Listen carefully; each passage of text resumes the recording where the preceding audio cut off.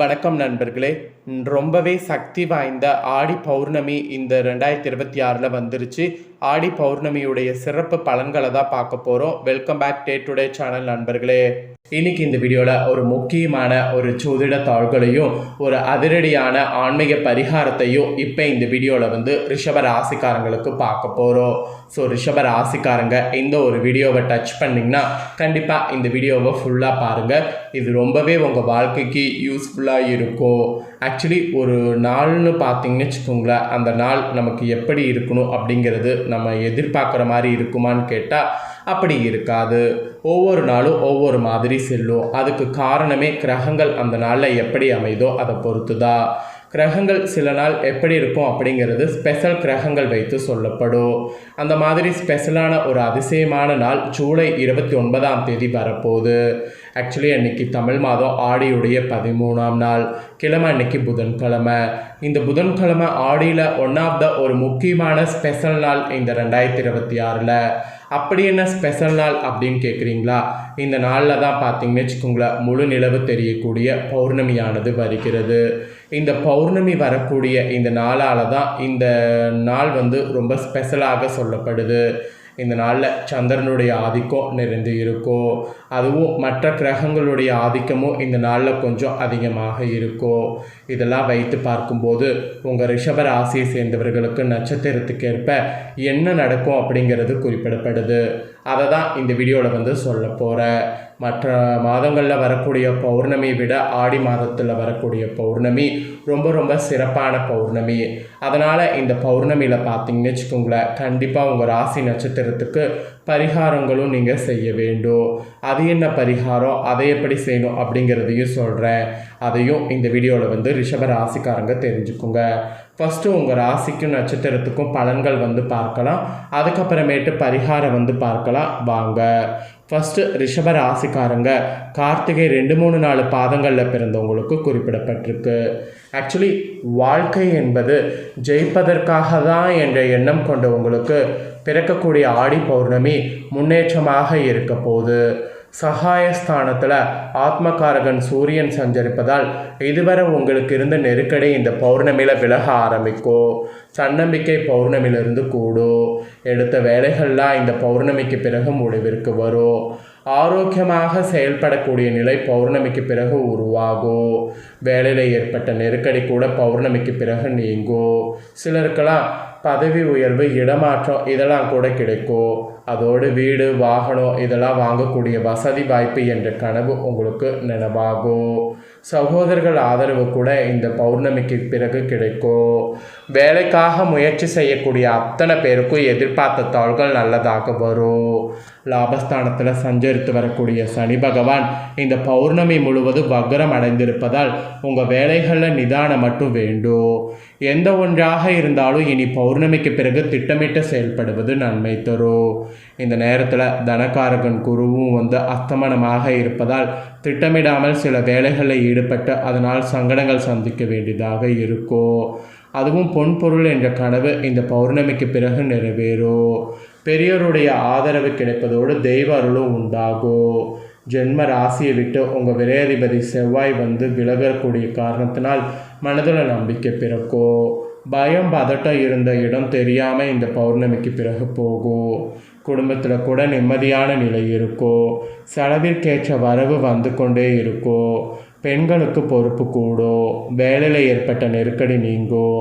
திடீர் காற்று அடைமழை ஏற்பட வாய்ப்பு இருப்பதால் விவசாயிகள் விளைச்சலில் கவனம் செலுத்துவது நல்லது.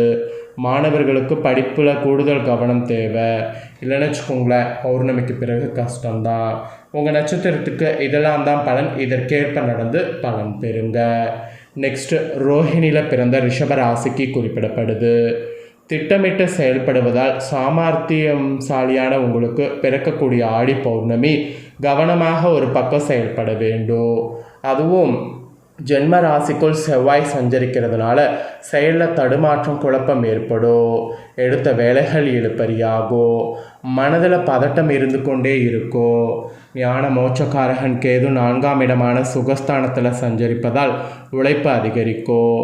தாயாரின் உடல்நிலையில் சங்கடம் தோன்றும். தாய்வுகள் வழி உறவுகளுக்கும் உங்களுக்கும் இடைவெளி இந்த பௌர்ணமியில் உண்டாகும். அதுவும் வித்யகாரகன் புதன் சகாயஸ்தானத்தில் சஞ்சரிப்பதால் அறிவுபூர்வமாக செயல்படக்கூடிய உங்களுக்கு அதில் பின்னடைவு ஏற்படும். திட்டமிடாமல் சில வேலைகளில் ஈடுபட்டு சங்கடத்திற்கு ஆளாவீங்க. யாரை நம்புவது யாரை நம்பக்கூடாது என தெரியாமல் போகும். வியாபாரிகளுக்கு சந்தை நிலவரத்தை கணிக்க முடியாமல் போகும். அதனால் முதலீடு அதிகரித்தாலும் லாபம் எதிர்பார்த்த அளவிற்கு பௌர்ணமியில் இருக்காது. தொழில் ஸ்தானத்தில் யோகக்காரகன் ராகு சஞ்சரிப்பதால் வெளிநாட்டு முயற்சி சாதகமாகும்.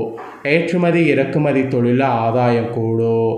வெளிநாட்டில் வேலை பார்த்து வருபவர்களுக்கு சூழ்நிலை சாதகமாகும். புதுசாக தொழில் தொடங்கக்கூடிய முயற்சி வெற்றியாகும். எதிர்பார்த்த வருமானம் வரும். தொழில் அதிபர்களுக்கு பணியாளர்கள் ஆதரவு கிடைக்கும். லாபஸ்தானத்தில் சஞ்சரிக்கக்கூடிய சனி பகவான் வக்ரமாக இருப்பதால் இதுவரை சுலபமாக நடந்த வேலைகள் கடுமையான முயற்சிக்கு பின் வெற்றியாகும். சிலருக்கு எதிர்பார்த்த பணம் இழுபறியாகும். ராசிநாதன் சுக்கிரன் சாதகமாக சஞ்சரிப்பதால் குடும்பத்தில் நிம்மதிங்கிறது இருக்கும். பொன்பொருள் சேரும். கணவன் மனைவிக்குள் இணக்கம் இருக்கும். வேலையில் ஏற்பட்ட நெருக்கடி நீங்கும். விவசாயிகளுக்கு விளைச்சலில் கூடுதல் கவனம் தேவை. மாணவர்கள் ஆசிரியர்களுடைய ஆலோசனை ஏற்பது இந்த பௌர்ணமிக்கு பிறகு நன்மை தருங்க. நெக்ஸ்ட்டு பார்த்தீங்கன்னு வச்சுக்கோங்களேன், மிருகசீரிடம் 1-2 பாதங்களில் பிறந்த ரிஷபராசிக்கு குறிப்பிடப்படுது.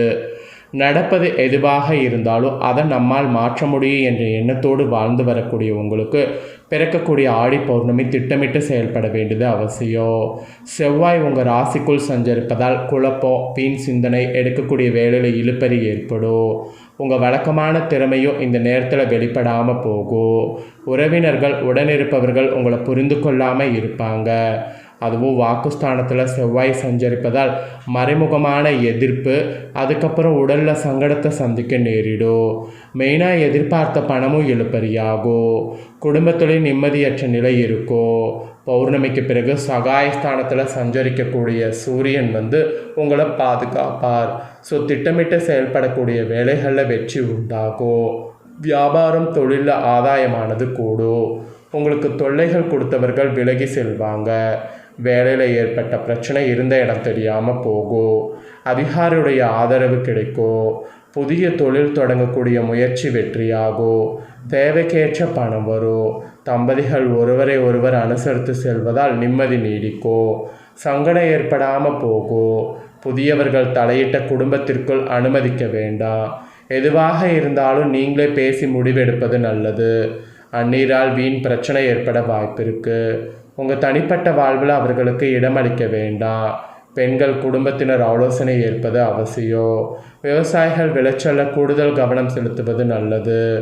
மாணவர்கள் தவறான நட்புகளை விட்டு விலகுவது ரொம்ப நல்லது. இது உங்கள் நட்சத்திரத்துக்கு பலன். ஸோ உங்கள் நட்சத்திரத்துக்கு ஏற்ப என்னங்கிறத சொல்லிட்டேன். இதற்கேற்ப ரிஷப ராசிக்காரங்க நடந்து பலன் பெறுங்க.